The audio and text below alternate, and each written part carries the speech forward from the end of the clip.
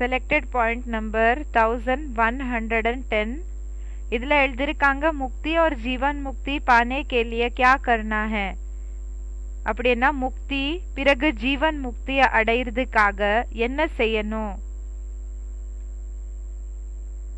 मुक्ति और जीवन मुक्ति पाने के लिए इस साथ में और क्या करना पड़ेगा? क्या करना पड़ेगा?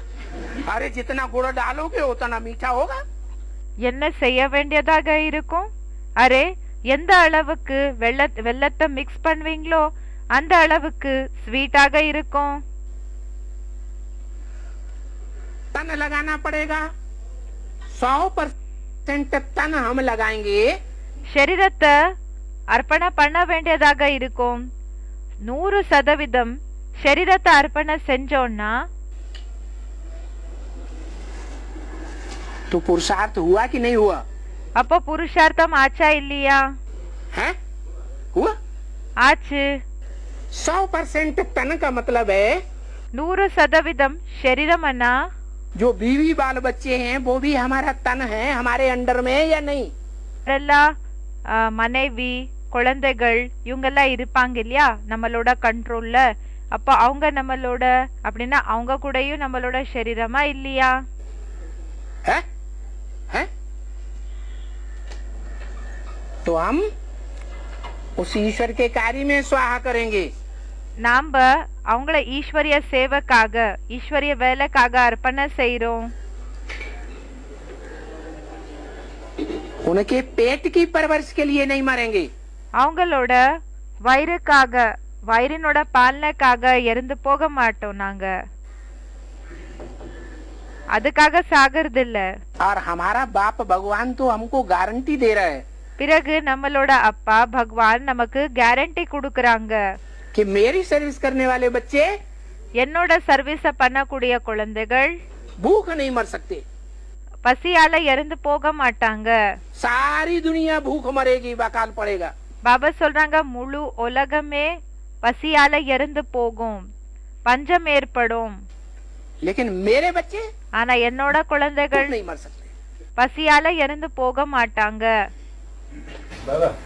अरे बाबा क्या है परे? யார சொன்னாங்க? பாபா. அரே நடுவுலயே பாபான்னு சொல்லிட்டேன். बोलो. சொல்லு. है?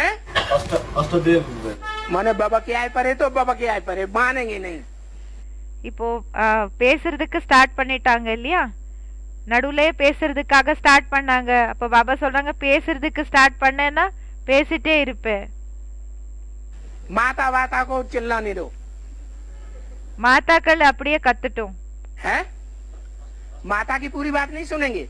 மாதாவினோட பேச்ச கம்ப்ளீட்டா கேட்க மாட்டீங்களா? माता ने कोई प्रश्न किया? மாதா ஏதோ क्वेश्चन கேட்டாங்களா இல்லையா? माता वाता कुछ नहीं. அரே மாதா வாத்தா ஒண்ணும் கிடையாது. सुनेगी ना सुने? அவங்க பேச்ச கேட்டுமா இல்லையா கேட்கட்டுமா இல்லையான்னு கேக்குறாங்க பிரதர். हाँ तो तन पूरा अर्पण करना पड़े.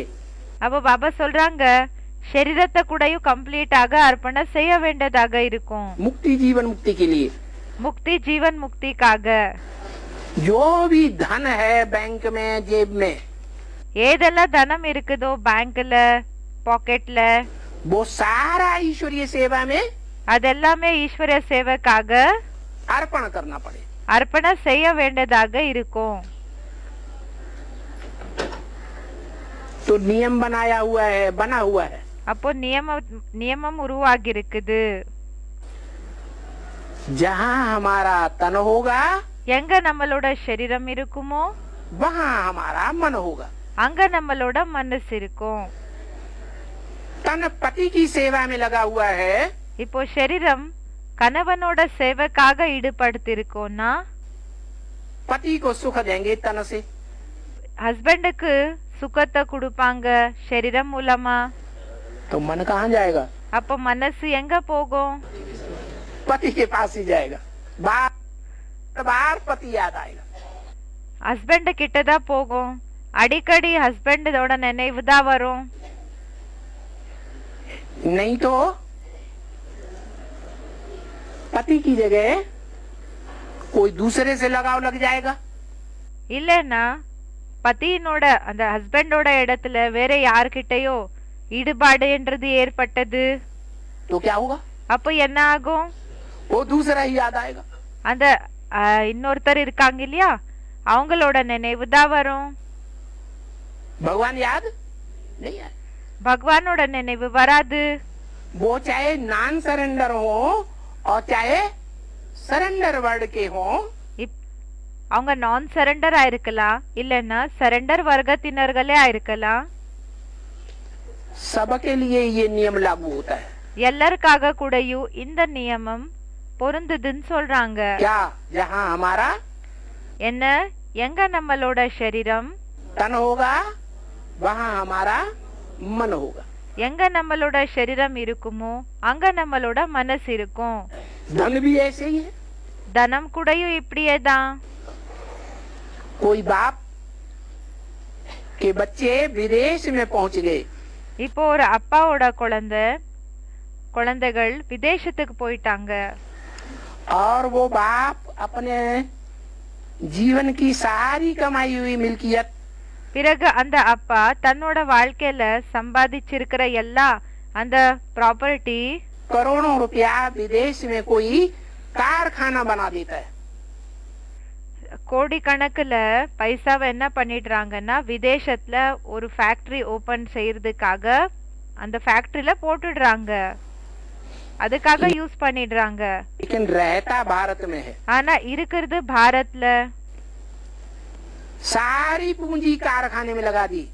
எல்லாமே என்ன பண்ணிட்டாங்க, எல்லாமே அந்த ஃபேக்டரிக்கே போட்டுட்டாங்க. मन कहाँ जाएगा? அப்ப மனசு எங்க போகும்? कारखाने में जाएगा। ஃபேக்டரிக்கு போகும். ऐसे ही அதே மாதிரி தான்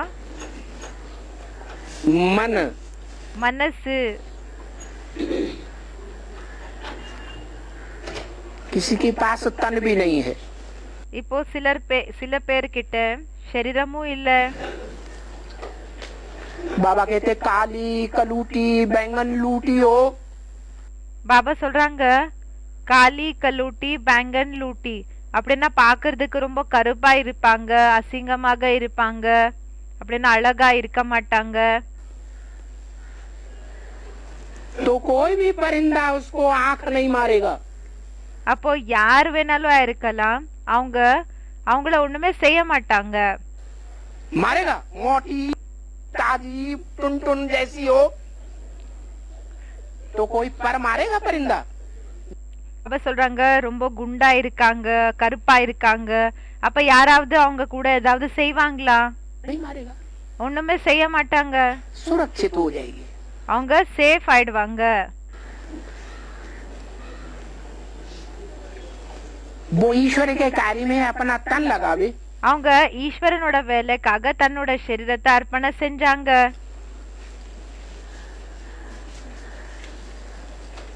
तो जो ईश्वर का रथ है அப்போ ஈஸ்வரனோட ரத்தம் वो उसको